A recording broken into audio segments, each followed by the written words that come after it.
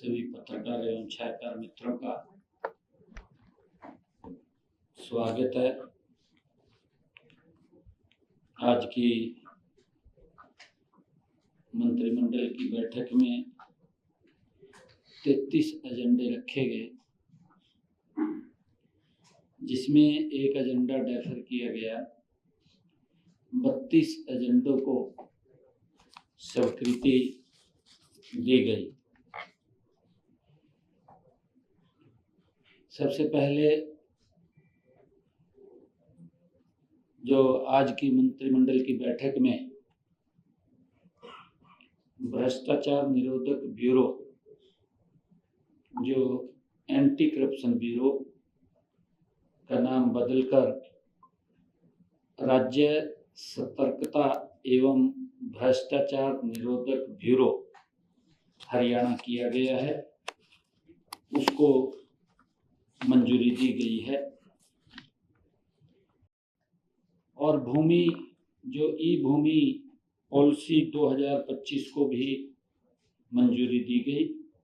जो भूमि खरीद नीति है, बैठक में विकास परियोजनाओं के लिए सरकारी विभागों, बोर्ड एवं निगमों तथा सरकारी कंपनियों को स्वेच्छा से दी जाने वाली भूमि खरीद नीति 2025 को मंत्रिमंडल ने मंजूरी दी है। भूमि के एकत्रीकरण के लिए एग्रीगेटर को भी प्रोत्साहन देने तथा ऑनलाइन पोर्टल के माध्यम से उनके पंजीकरण से संबंधित प्रावधानों को इस नीति में शामिल किया गया है। और इस नीति में जो भूमि मालिक है, अपनी भूमि की स्वयं पेशकश करके और उसका अधिकतम मूल्य प्राप्त कर सकते हैं। और नीति में विभिन्न प्रावधान भी इसमें किए गए हैं कि भूमि मालिक अपने हिस्से की आंशिक या पूर्ण रूप से उसको बेच सकता है। अगर छोटा भाग भी उसका बेचना चाहे तो वो भी बेच सकता है, जिसका पहले की नीति में प्रावधान नहीं था। अब ये भी निर्णय किया गया है कि सड़क परियोजनाओं के लिए, क्योंकि कई बार ई भूमि के ऊपर हम भूमि खरीदते हैं और बीच में कुछ जमीन का टुकड़ा रह जाता और नहीं मिल पाते। मंत्रिमंडल ने निर्णय किया है कि जो NHAI की नीति है, सड़क की परियोजना के लिए भूमि के अधिग्रहण करने की जो NHAI की नीति है, उस मॉडल को अपनाने पर विचार किया जाएगा। इसके ऊपर भी वो चर्चा हुई है। इसके अलावा प्रस्तावित भूमि तक 5 क्रम का जो पहुंच मार्ग है, अप्रोच रोड है, वो सुनिश्चित करने का प्रावधान भी किया गया है। एग्रीगेटर को सुविधा शुल्क लेन देन की लागत 1% तथा 2 किस्तों में वो दिया जाएगा। ये निर्णय इसमें किया गया है। एग्रीगेटर 70% या उससे अधिक जमीन इकट्ठा करके 1000 रुपये से 3000 रुपये प्रति एकड़ की प्रोत्साहन राशि उसको दी जाएगी। अगर एग्रीगेटर, जैसे हमने IMT के लिए कहीं भूमि लेनी है, तो लगभग उस भूमि का अगर 100 एकड़ लेनी है या 500 एकड़ लेनी है, 1000 एकड़ लेनी है, तो उसका लगभग 70% भूमि वो उसके ऊपर पोर्टल पे लगवाएगा और उसको 1% का 3000 रुपये प्रति एकड़ उसको दिया जाएगा और 70% तक जब तक वो इसको अपलोड करेगा तब तक वो 100 एकड़ तक, क्योंकि उसने घूम करके वो लगवाना होता है, 100 एकड़ तक उसका पहले फर्स्ट किस्त में दिया जाएगा और बाकी जब उसका व्यक्ति के साथ वो सिरे चढ़ेगा तो पूरा उसका पैसा उसको दिया जाएगा। मंत्रिमंडल में यह भी निर्णय किया गया कि भारत सरकार के विभाग एवं निकाय भी अपनी विकास परियोजनाओं के लिए इस नीति के तहत भूमि खरीद की प्रक्रिया को अपना सकते हैं। ई भूमि की इस पॉलिसी के तहत वो अपना सकते हैं, ये भी निर्णय किया गया है। मंत्रिमंडल में ये भी निर्णय किया गया है कि जो बैठक में हरियाणा सिविल सेवा नियम 2016 में संशोधन को मंजूरी दी गई है, जिन कर्मचारियों की मृत्यु पर परिजनों को एक बड़ी राहत इसमें मिलेगी। मृतक कर्मचारियों के परिवार को 2 साल की आवास सुविधा वो सुनिश्चित की गई है, क्योंकि जो कर्मचारी सर्विस में होता था और उसके पास सरकारी आवास होता था, अगर दुर्घटना हो जाती थी तो परिवार को दिक्कत आ जाती थी, तो उसको 2 साल के लिए सुनिश्चित किया है। सेवा के दौरान किसी सरकारी कर्मचारी की अगर मृत्यु होने पर अब मृतक परिवार को आवास भत्ता ये 2 वर्ष की अवधि के लिए मिलेगा, जो पहले 1 साल के लिए मिलता था। इसके अलावा परिवार लाइसेंस शुल्क का भुगतान करके 2 वर्ष की अवधि के लिए सरकारी आवास को रख सकता है। ये इसमें उसको प्रावधान किया गया है, जो ये पहले 1 साल के लिए रख सकता था। मंत्रिमंडल में यह भी निर्णय किया गया है कि जो हमारे सेवानिवृत्त कर्मियों को वित्तीय राहत देने के लिए निर्णय किया गया है। बैठक में हरियाणा सिविल सेवा नियमों में संशोधन को भी मंजूरी दी गई है और ये नियम 19 जुलाई 2016 से प्रभावी माने जाएंगे। सेवानिवृत्ति के समय सरकारी कर्मचारियों द्वारा आवंटन की गई पेंशन की राशि को सेवानिवृत्ति की तिथि से 15 वर्ष पूर्ण होने पर ये पुनः बहाल कर दिया जाएगा। जो पहले 15 साल तक जब तक ब्याज सहित उस पेंशन राशि की रिकवरी हो जाए तब तक वो कटौती का प्रावधान था।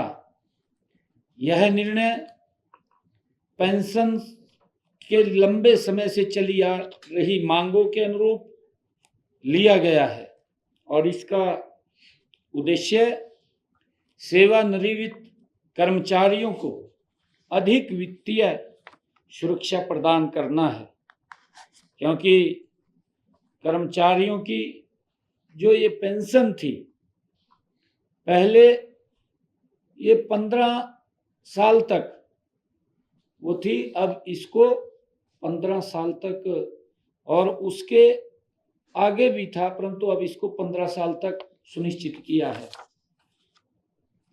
कर्मचारियों के लिए एकीकृत पेंशन योजना उसको भी जो यूपीएस उसको भी लागू को मंजूरी दी गई है।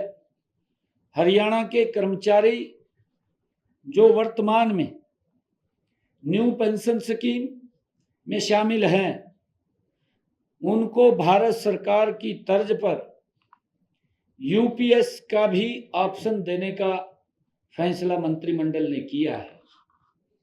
यह एक ऐतिहासिक कदम है और यह योजना 1 अगस्त 2025 से ये प्रभावी होगी।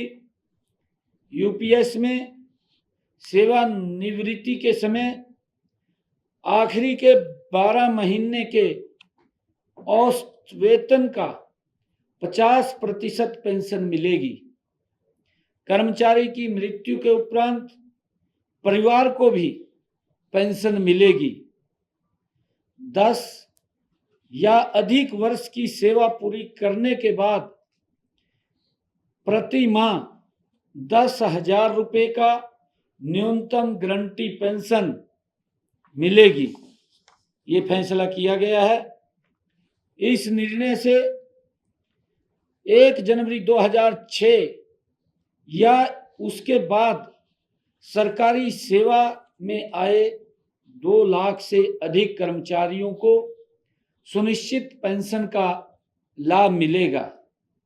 इस योजना का उद्देश्य सरकारी कर्मचारियों को सुनिश्चित पेंशन, पारिवारिक पेंशन प्रदान करना है। नई एकीकृत पेंशन योजना यूपीएस के तहत 25 साल की सेवा पूरी कर चुके राज्य सरकार के कर्मचारियों को सेवानिवृत्ति से पहले 12 महीने के दौरान प्राप्त औसत मूल वेतन का 50% पेंशन मिलेगी। कर्मचारियों के पास यूपीएस या एनपीएस योजना को जारी चुनने का विकल्प होगा। मंत्रिमंडल में यह भी निर्णय किया गया है कि जो हमारी महिला कर्मचारियों को जो अतिरिक्त अवकाश का लाभ देने की मैंने अंतर्राष्ट्रीय महिला दिवस के अवसर पर पंचकुला में यह घोषणा की थी कि महिला कर्मचारियों के लिए आकस्मिक अवकाश बढ़ाए जाएंगे। इस संबंध में भी आज मंत्रिमंडल की बैठक में सरकारी विभागों, बोर्डों, निगमों में कार्यरत नियमित महिलाओं कर्मचारियों को अतिरिक्त आकस्मिक अवकाश प्रदान करने के लिए हरियाणा सिविल सेवा नियमों में संशोधन को मंत्रिमंडल ने मंजूरी दी गई है। अब सभी नियमित महिला कर्मचारियों को वर्ष में पहले 20 अवकाश मिलते थे, अब उनको 25 आकस्मिक अवकाश मिलेंगे। ये निर्णय किया गया है। इसके अलावा जो हमारे हरियाणा कौशल रोजगार निगम की महिला कर्मचारियों को भी 1 दिन का अतिरिक्त अवकाश मिलेगा। ये भी निर्णय मंत्रिमंडल की बैठक में किया गया है। मंत्रिमंडल की बैठक में सरकारी सहायता प्राप्त महाविद्यालयों के कर्मचारियों के विकलांग बच्चों को पारिवारिक पेंशन का लाभ मिले, उसको भी मंजूरी दी गई है। बैठक में हरियाणा संबद्ध महाविद्यालय नियमों में संशोधन किया गया है। अब सरकारी सहायता प्राप्त महाविद्यालयों के कर्मचारियों के जो मानसिक या शारीरिक रूप से विकलांग बच्चों को पारिवारिक पेंशन का लाभ मिलेगा। इसको भी आज मंत्रिमंडल ने मंजूरी दी है। मंत्रिमंडल ने आज ये भी निर्णय किया है कि हरियाणा रेशनलाइजेशन कमीशन की सिफारिशों को सैद्धांतिक मंजूरी वो दी गई है। सरकार ने विभागों की कार्यप्रणाली में सुधार और सेवा वितरण में पारदर्शिता बढ़ाने के लिए 28 मार्च 2023 को रेशनलाइजेशन कमीशन का गठन किया गया था। रेशनलाइजेशन कमीशन ने 16 विभागों की रिक्वायरिंग के लिए रिपोर्ट वो पिछले दिनों सरकार को सौंपी थी। आज इस बैठक में शहरी स्थानीय निकाय विभाग, खनन एवं भू विज्ञान विभाग तथा बागवानी विभागों की रिपोर्ट को सैद्धांतिक मंजूरी दी गई है। रिपोर्ट में मुख्य रूप से पदों को हटाना, पदों के नाम बदलना, नए पद सृजित करना ये शामिल है। वर्तमान में शहरी स्थानीय निकाय विभाग में 31,533 पद स्वीकृत हैं। अब नए पद सृजित होने के बाद ये रेशनलाइजेशन के बाद अब पदों की संख्या 36,381 होगी। इसी प्रकार विभाग की अनुशंसा पर सफाई कर्मचारियों के सभी पदों में कोई कटौती नहीं की गई है और इसी प्रकार रेशनलाइजेशन कमीशन ने खान एवं भू विज्ञान विभाग में भी 216 नए पद सृजित करने की सिफारिश की है, जिसको मंत्रिमंडल ने मंजूरी दी है। रिपोर्ट में आईटी आधारित निगरानी और संचालन को बढ़ावा देने की बात कही गई है, जिससे खनन कार्यों में पारदर्शिता और नियंत्रण बेहतर होगा। यह पुनर्गठन खनन उद्योग की वर्तमान चुनौतियों और भविष्य की जरूरतों को ध्यान में रखते हुए ये किया गया है, ताकि राज्य राजस्व और संसाधनों का बेहतर उपयोग कर सके। इसके अलावा बागवानी विभाग में भी लगभग 1100 नए पद सृजित करने की सिफारिश की गई है। इस प्रकार पदों की संख्या बागवानी विभाग में 2111 हो जाएगी। रिपोर्ट में आईटी आधारित निगरानी और संचालन को बढ़ावा देने की बात कही गई है, जिसमें खनन कार्यों में भी पारदर्शिता और बेहतर नियंत्रण होगा। और इसी प्रकार मंत्रिमंडल में ये भी मंजूरी दी गई है कि जो युद्ध में हताहतों के आश्रितों को अनुकंपा के आधार पर नौकरी देने का निर्णय किया गया है।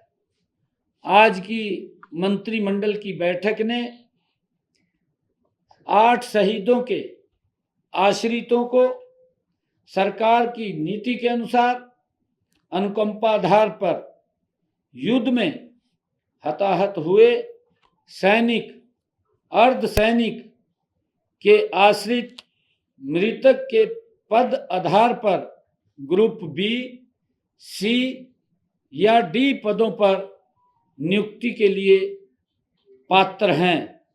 इनमें श्री हरपाल सिंह, सिपाही जिले सिंह, ये इनके हरपाल सिंह सन ऑफ श्री सिपाही जिले सिंह, और दूसरे हैं श्री संदीप गौतम के भाई कांस्टेबल सुजीत कुमार, ये बीएसएफ के हैं।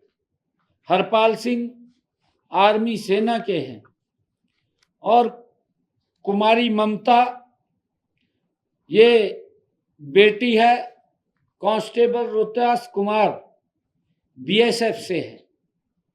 और कुमारी रीतू, ये बेटी है कांस्टेबल दिलबाग सिंह, बीएसएफ। और सोनू यादव लाश नायक, जो रामजस यादव है सीआरपीएफ से। श्री तरुण सन ऑफ सिपाही भूपेंद्र सिंह, ये सेना से है। श्री नागेंद्र सन ऑफ हवलदार राम कुमार, ये सेना से है, आर्मी से है। और शहीद देवेंद्र भाटी के भाई श्री भगत सिंह, इनको अनुकंपा के आधार पर ये नौकरी देने का निर्णय मंत्रिमंडल ने किया है। और मंत्रिमंडल ने ये भी फैसला किया है कि कन्या महाविद्यालय खरखौदा का उसको टेक ओवर किया गया है, उसका अधिग्रहण किया गया है। और प्रबंधन की लगातार मांग तथा लगातार शिक्षा विभाग की 5 सदस्यीय विभागीय समिति की अनुशंसा पर यह निर्णय किया गया और मंत्रिमंडल में इसको आज मंजूरी दी गई है। मंत्रिमंडल में डिपार्टमेंट ऑफ फ्यूचर बैठक में डिपार्टमेंट ऑफ फ्यूचर की स्थापना को भी मंजूरी दी गई है। इस विभाग की स्थापना का उद्देश्य हरियाणा को भविष्य समर्थ बनाना है, जिसका जिक्र मैंने अपने बजट भाषण में भी किया था। यह विभाग हरियाणा की विजन 2047 नीति के अनुरूप $1 ट्रिलियन की अर्थव्यवस्था और समावेशी विकास के लक्ष्य को साकार करने के लिए दीर्घकालिक रणनीति पहलों और समेकित नीति निर्माण के लिए नोडल एजेंसी के रूप में कार्य करेगा। यह विभाग एआई, रोबोटिक्स और डिजिटल स्किल पर फोकस करेगा। स्टार्टअप्स, नवाचार और स्मार्ट शहरों के लिए भी खास रणनीति बनाने पर विभाग ये काम करेगा। मंत्रिमंडल की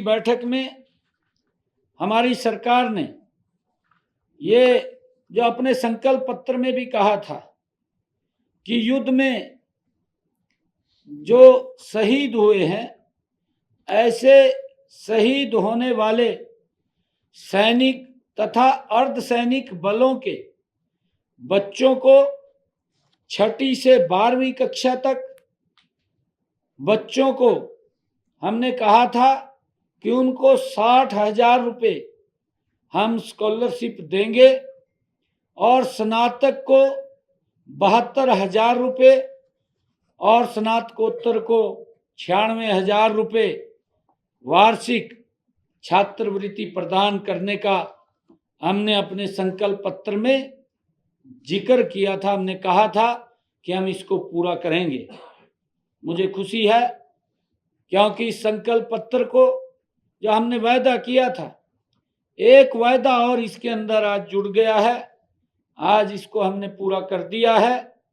आज मंत्रिमंडल ने इस छात्रवृत्ति योजना को स्वीकृति प्रदान की गई है। पहले ये छात्रवृत्ति जो हमारे सेना के शहीद सैनिक थे, उनके बच्चों को ये मिलती थी और उनके बच्चों को अगर हम 2006-07 में ये पूर्व सैनिकों के बच्चों को जो तकनीकी व व्यावसायिक उच्च शिक्षा के लिए प्रधानमंत्री छात्रवृत्ति योजना ये आरंभ की गई थी, जिसमें लड़कों को 2,000 रुपये तथा लड़कियों को 2250 रुपये प्रति माह छात्रवृत्ति ये 2006-07 के अंदर मिलती थी जब ये लागू की गई, जिसे 2019-20 में बढ़ा करके 2500 रुपये और 3000 रुपये ये प्रति महीना इसको कर दिया गया था। और हरियाणा सरकार ने शहीद सैनिकों के साथ साथ मैंने जो बताया है कि पहले इस योजना का लाभ जो हमारे सेना के आर्मी के जवान जो शहीद हो जाते थे उनके बच्चों को मिलता था, परंतु अब अर्ध सैनिकों के बच्चों को भी इसमें शामिल किया गया है कि जो हमारे अर्ध सैनिक बलों के जो शहीद हो जाते हैं जवान, उनके बच्चों को भी इस ऐतिहासिक छात्रवृत्ति योजना के साथ उनको जोड़ा गया है। अब जैसे मैंने बताया है कि हमने अपने संकल्प पत्र में जो कहा था कि अब जो मंत्रिमंडल ने मंजूरी दिया है, अब 6ठी से 12वीं तक के कक्षा के बच्चों को 60,000 रुपये और स्नातक के बच्चों को 72,000 रुपये, स्नातकोत्तर के बच्चों को 96,000 रुपये वार्षिक ये छात्रवृत्ति दी जाएगी। ये निर्णय मंत्रिमंडल की बैठक में लिया गया है। मंत्रिमंडल की बैठक में ये भी निर्णय लिया गया है कि खनन एवं भू विज्ञान विभाग के नियम 2012 में संशोधन को भी मंजूरी दी गई है, क्योंकि जब हम देखते हैं कि संशोधन के तहत किसानों को दिए जाने वाले मुआवजा और रेट की प्रक्रिया को सरल किया गया है। अब मंत्रिमंडल में इस बात की भी चर्चा की गई कि स्टोन और सैंड की रॉयल्टी को बढ़ाया जाए। जब हम अपने पड़ोसी राज्यों को देखते हैं, चाहे पंजाब है, हिमाचल है, उत्तर प्रदेश है, उत्तराखंड है, उस एवज में यहाँ पर रॉयल्टी स्टोन की पहले 45 रुपये थी, अब उसको बढ़ा करके 100 रुपये करने का निर्णय किया गया है। जबकि जो सैंड की रॉयल्टी थी वो पहले 40 रुपये थी, अब उसको बढ़ा करके 80 रुपये किया गया है। इसके अतिरिक्त मंत्रिमंडल ने यह भी निर्णय किया है कि अन्य राज्यों से जो माल हमारे हरियाणा के अंदर आता है, जो अंतर्राज्य खनिज के परिवहन के लिए 100 रुपये प्रति टन शुल्क उनसे लेने की मंजूरी दी गई है कि अगर दूसरे राज्य, चाहे राजस्थान हो, पंजाब हो, चाहे हिमाचल हो या उत्तर प्रदेश हो, वहाँ से जो ये खनिज का सामान सैंड है, बजरी है, स्टोन है, अगर वो दूसरे राज्यों से हरियाणा के अंदर आता है तो उनसे 100 रुपये प्रति टन शुल्क लिया जाएगा। इसको भी मंजूरी दी गई है। जैसा मैंने बताया है कि आज मंत्रिमंडल ने जो 33 एजेंडे आज रखे गए थे, उनमें से 32 एजेंडे आज स्वीकृत किए गए हैं, एक एजेंडा डेफर किया गया है। और ये जो कार्य किए हैं, इनमें सभी कार्यों में मंत्रिमंडल ने उसको मंजूरी दी है।